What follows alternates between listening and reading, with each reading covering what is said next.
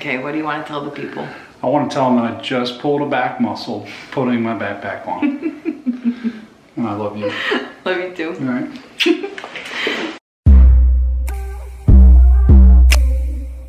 Good morning, guys. Welcome back to my channel. If you are new here, my name is Julia, and clearly by the title of this video, it is going to be all about my ideal warm-up and cool-down for a training session.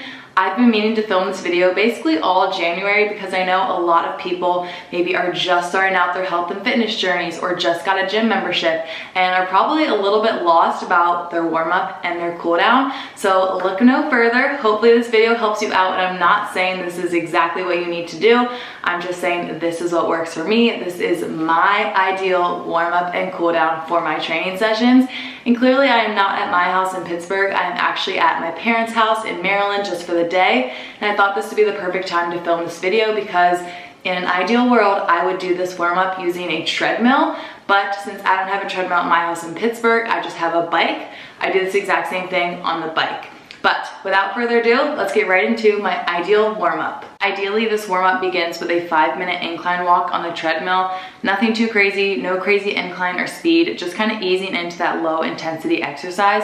This all helps increase the blood flow to your muscles, raising your body temperature, and it can also improve your performance and decrease your risk of injury for your workout to come. After about 5 minutes of incline walking, I actually like to take the incline down and then turn this into a jog. I always keep the incline at least a 1. I've just always been told that that's what is best for your knees, especially if you are running. So in total, it's 10 minutes on the treadmill, 5 minutes of incline walking, and then 5 minutes of jogging. Once again, no crazy speed, just kind of warming up your body. After those 10 minutes on the treadmill, I like to move to the ground for about 5 minutes of active stretching.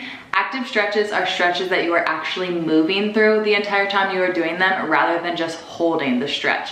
So a good rule of thumb, or at least what I like to do, is to spend at least 30 seconds moving through each active stretch. Now your stretches will vary depending on whether you are doing an upper body workout, a lower body workout, or a full body workout.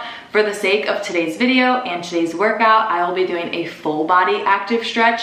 And the point of this is to just kind of increase that flexibility and range of motion through those muscles and joints, and it'll thus enhance your performance during your actual workout because your muscles will be more primed to do all of those movements. So an active stretch isn't something that you should just totally neglect. You should definitely spend time doing these because it will actually really help your performance during your workout. Now keep in mind, there are tons of different active stretches. These are just the ones that I chose for my workout today. Whenever you are choosing your active stretches, look at your exercises you are planning to do within your workout and then choose active stretches that use those same muscles and joints and help warm those up. So 10 minutes on the treadmill, 5 minutes of active stretching, and you are ready to go. Let's get into today's workout. All right, today's workout was a climb style workout. I included a ton of these in my very first ebook, Challenge Accepted.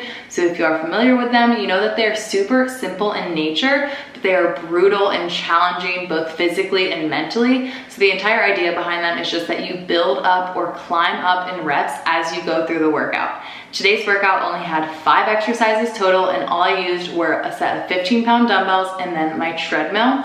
So the first exercise was dumbbell squat press. Second exercise was a dumbbell RDL to bent over row. Third exercise was dumbbell overhead sit-ups. Fourth exercise was burpees, and then the 5th exercise was a run. Now this run, of course, built up as we went, and so did the reps. So my first round, I did 5 reps of each of those exercises with a quarter-mile run. Second round, I did 10 reps of each of those exercises with a half-mile run. Third round, I did 15 reps of each of those exercises with a 3/4 mile run. And then my fourth and final round, I did 20 reps of each of those exercises followed by a 1-mile run. I can honestly say this was my favorite climb style workout I have ever created and ever completed. I can't remember the last time I felt this accomplished after a workout, so I highly recommend giving this one a try. If you don't have access to a treadmill, you can do the distance on a bike, you can do the distance running outside. All you really need is that set of dumbbells and a little bit of space, and you can really get this workout done anywhere. Just remember to build up in your reps.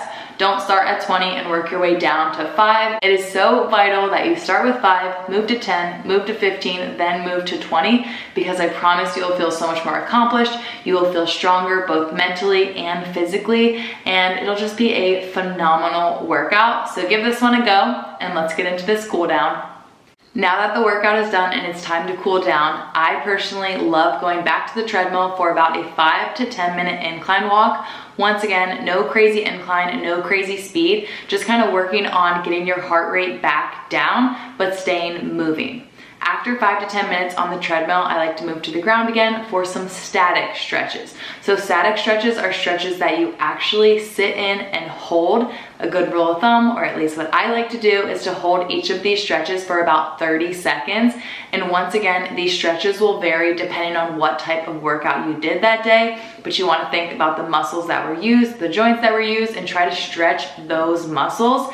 Try to breathe through each of them, and as you are breathing, try to get deeper into each of the stretches. After about 5 minutes of static stretching, this is when I like to incorporate some foam rolling. Foam rolling is an incredible modality that can be used either pre-workout or post-workout. I just personally feel the most benefit when I am doing it post-workout. So when it comes to foam rolling, just like all the other stretches, you want to think back to your actual workout and what muscles were used, and those are the muscles you are going to want to spend some time foam rolling. Once again, a good rule of thumb is to spend at least 30 seconds rolling those muscle groups out. I personally love doing this at the very end of my cool down. All right, guys, that about wraps up my ideal warm up and my ideal cool down for any training session. Once again, I am not saying you need to do this exact warm up and cool down. This is just what works for me, what helps me feel my best during my workout, and what also helps me recover my best. So if you maybe don't have a warm up or cool down routine at all right now, start with 5 minutes before and 5 minutes after. You don't need to do the full 15 minutes and 15 minutes.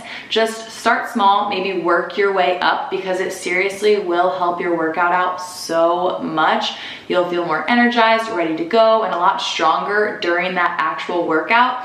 And if you incorporate that cool down too, you will feel so much more recovered and ready for that next workout the next day. But all in all, just know, do not neglect your warm-ups and cool downs. I know they may seem boring, they may seem monotonous and pointless, but they are not pointless at all. They have a purpose and they will help you out so much. But that is gonna wrap up this video, and I hope you guys enjoyed it. If you did, don't forget to give it a like, give it a thumbs up, because it really supports my channel, and don't forget to subscribe. I will see you all next time. Bye.